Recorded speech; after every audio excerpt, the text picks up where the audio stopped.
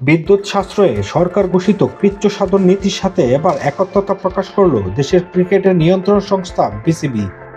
গতকাল বিসিবির সভাপতি তামিম ইকবাল ইঙ্গিত দিলেও আজ এলো আনুষ্ঠানিক ঘোষণা। নিউজিল্যান্ডের বিপক্ষে সিরিজের সময়সূচিতে আনা হয়েছে আমূল পরিবর্তন। বিকজ ইলেকট্রিসিটি নিয়ে যখন এই সরকার সবাইকে এনকারেজ করছে যে এটা করতে, so we thought as cricket board and as cricketers and everyone যে we should also play our part.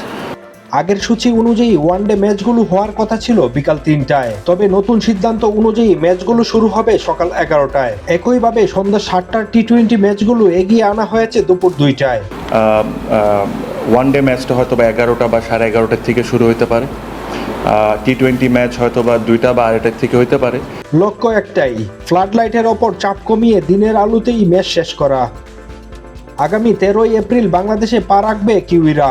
17ই April মিরপুরের হোম অফ ক্রিকেটে শুরু হবে ওয়ানডে সিরিজের প্রথম লড়াই। 20 এপ্রিল একই ভেন্যুতে দ্বিতীয় ম্যাচ খেলে দুই দল উড়াল দেবে বন্দরনগরী চট্টগ্রামে। 23 এপ্রিল চট্টগ্রামের বীরশ্রেষ্ঠ মতিউর রহমান স্টেডিয়ামে হবে শেষ ওয়ানডে। এরপর 20 ওভারের ক্রিকেটে 27 ও 29 এপ্রিল একই মাঠেই মুখোমুখি হবে দুদল।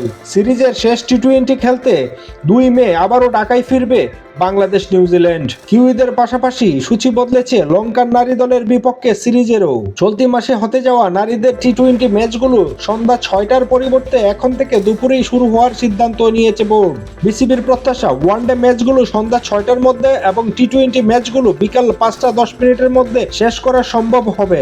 এর ফলে ফ্লাড লাইটের পেছনে বিপুল পরিমাণ বিদ্যুৎ সাশ্রয় হবে, যা বর্তমান সংকটে বড় ভূমিকা রাখবে।